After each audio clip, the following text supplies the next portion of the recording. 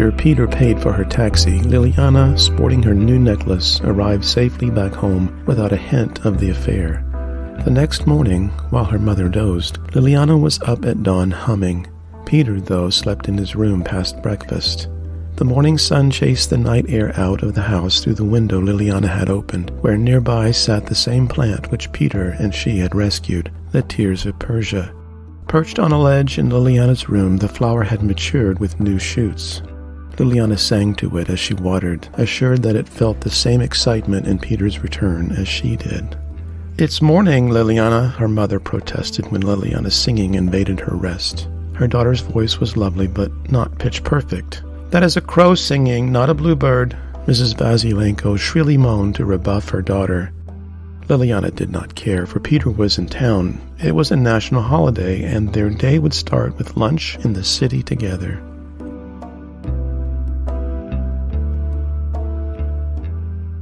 Ljiljana was eager to publish her happiness. Thus she approached her mother's bedroom, the largest in the house, and the one at the top of the stairs. "See, Mother, this is my day. I will be out soon, then lunch with Dr. Williams from the U.S. Perhaps he will also buy me supper," she quipped, but not before Mrs. Vasilenko caught sight of a newfangled ornament around Ljiljana's neck. "And what's that?" she asked, pointing. Her high voice indicated she was not happy. She knew that Maxim could not provide for such a costly trinket. "It is from Dr. Williams, a present from his trip to Turkey." "So it is," Mrs. Vasilenko replied. Ljiljana drew closer and bent down for her mother to better see. The older woman, still sitting on her unmade bed, fingered the bauble with one hand while reaching for her reading glasses with the other. "It's a good thing," she finally answered. "Yes," Ljiljana agreed, happy her mother was not distressed by such an expensive gift by a man not quite her boyfriend. "Look at the teardrop shape," Mother cooed, "and see its luster." Happy her mother accepted Peter's generosity as well as his designs for her heart, Ljiljana nevertheless was curious, even suspicious, why her mother openly shared her approbation. "Mother, are you not upset that he gave me this?" "My Ljiljana, not so," she replied. "It is without a thought. You cannot think that, with this, you are his girl." Ljiljana stood erect against the bed. Mrs. Vasilenko removed her glasses and moved to retrieve her dressing gown. "Mother, what do you mean, he cannot think I am his girl?" Ljiljana had not fully envisioned herself as Peter's girlfriend, but she could little suppose she wasn't. After all, what did labels mean? Their day was theirs. "It is a teardrop, sweet pumpkin," Mrs. Vasilenko continued. "A man cannot give his girlfriend, or worse, his wife, a tear-shaped pearl." "Yes, go on." "Have you not heard this? If a man gives such a gift to a woman he loves, it is a curse which will blight the woman with tears of grief in their love, tears of unhappiness and sorrow. Their romance will be cut short, nothing but unhappiness, regret, and trouble." Mrs. Vasilenko continued her wretched description, hoping that the pearl's curse was understood. Ljiljana had not heard of such jinx, and she doubted that Peter had heard too, especially since he was a foreigner. Ljiljana sat down on the bed's edge where her mother had been lying and played with the pearl between her forefinger and thumb. The softness of the pearl's outer skin was warming to her touch. She put it to her mouth and felt the smoothness glide over her delicate lips. She could not fathom that it carried any such fatal affliction. Mrs. Vasilenko pretended not to notice Ljiljana's troubled brow, but her instinct told her that her daughter's heart was swayed by this stranger. She drove her wedge deeper into the matter. "That is why they call it so. It is like an eternal tear from the eye of the woman who receives it. Her lover is false. He always breaks her heart." Mrs. Vasilenko peered out of the corner of her eye to see if her daughter was listening. She was. A cold breeze played about the floor as Mrs. Vasilenko shut the window she had left half open from the night before.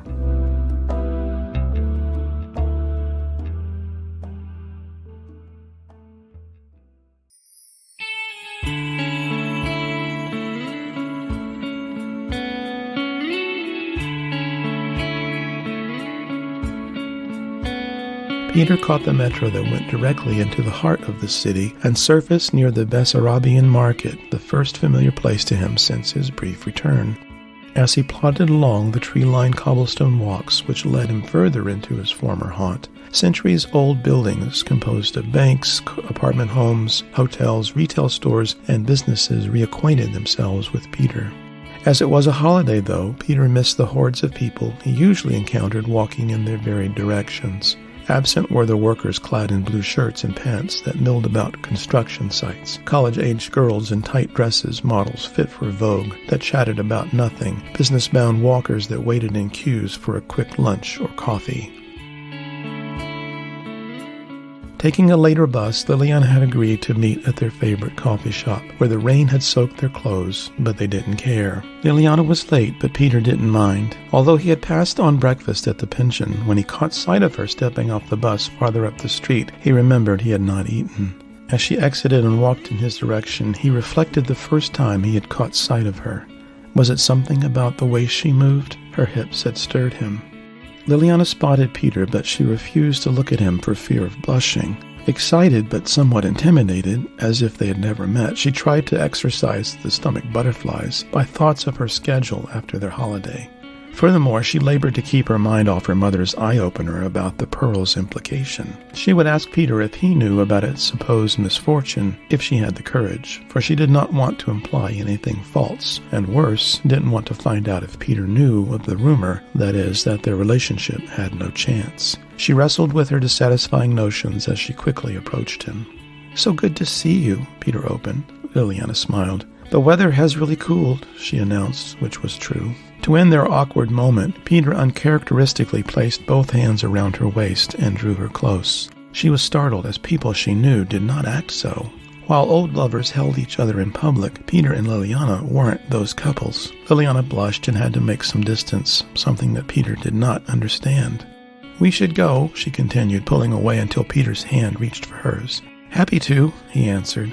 "It's going to be windy. Perhaps a coat for you." She changed the subject. Indeed, Peter was not properly dressed. "Don't have one," Peter replied, "but let's pick up one somewhere during our day." After an hour looking for a coat for Peter, they added to their excursion a few dress shops that had remained open, a new coffee shop to which neither had been, and bookstores for fun, including one religious store where Ljiljana secretly purchased a respected book about Gregory Skovoroda, but in German, for Peter, which she would give him later as a token of her affection.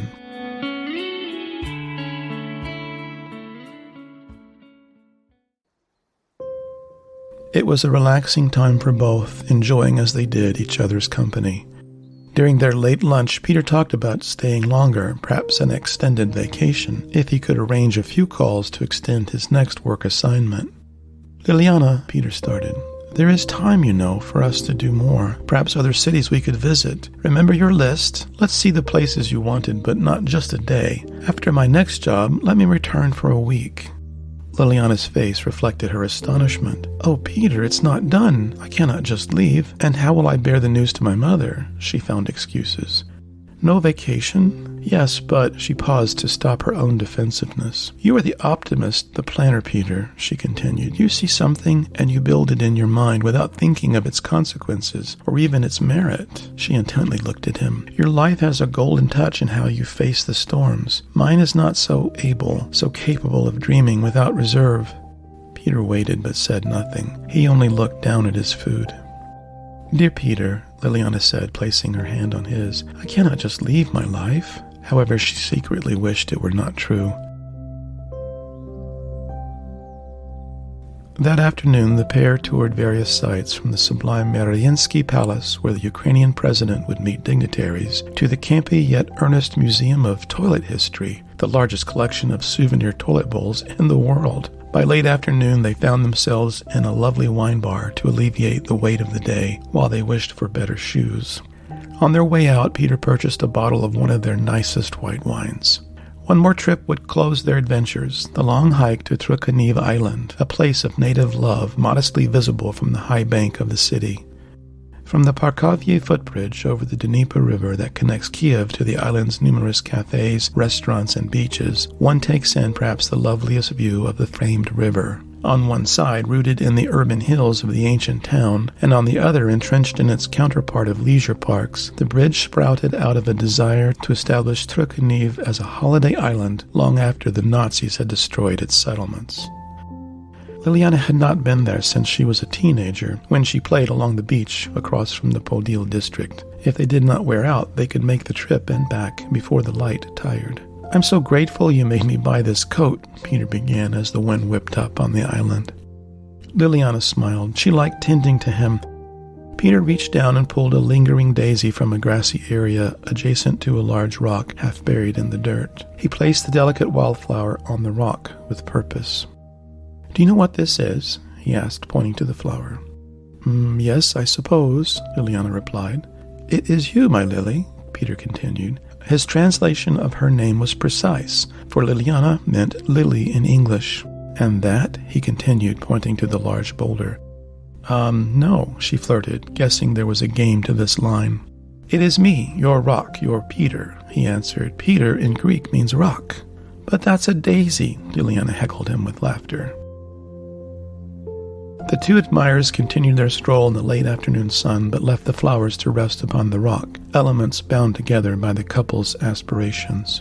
When they reached the central beach, Peter chose this moment to ask, "I see you're not wearing the pearl," he slowly spoke. "Was it not what you wanted?" "Oh, no!" Ljiljana was slightly ashamed. She forgot she had removed it that morning when her mother had embellished the tale of its meaning, but it was still in her pocket. "Here it is." She readily reached for it and returned it to her neck, still embarrassed. "I do love it, Peter," she added. He continued, "I was hoping you would. When I spied it in Istanbul, I knew I'd found something promising." Ljiljana caught Peter's secondary meaning, but could not speak for her nerves. "Do you know the shopkeeper had a name for it? He called it the Tear of Persia. Do you remember? The thing that brought us together? The plant." He hesitated and looked serious. Ljiljana was flush with heat, and her heart suddenly raced up. She ignored the menace of the pearl's curse. "Yes," she said, "and you do not know, but I have the plant in my home. It is mine now. No one claimed it after I sought out its owner. Perhaps someone had left it there, perhaps just for us." Ljiljana did not know specific pearls had names. How odd it possessed the same appellation. She suppressed the preconception of her mother's irritating hearsay and added, "And I'm still tending it, giving it water," Ljiljana assured Peter. "I think it has special powers," she pretended. After she declared the Tears of Persia was quite happy in her south-facing window, Peter could not stop himself. He bent to kiss her lips, and Ljiljana opened her mouth to receive his affection. Lost in each other's touch, Ljiljana reached for his body under his coat and felt the warmth come into her fingers. Peter shared her desire and pulled her tightly to him. As dusk slowly descended at the water's edge of the sandy beach, Ljiljana more than ever desired Peter to stay. They opened the bottle of wine Peter had earlier purchased, drank half, but remained too long. Despite the poor light, they raced back like children at play, holding hands and sneaking looks at each other. On their return, they passed the rock where the daisy had lain, now blown away by the wind.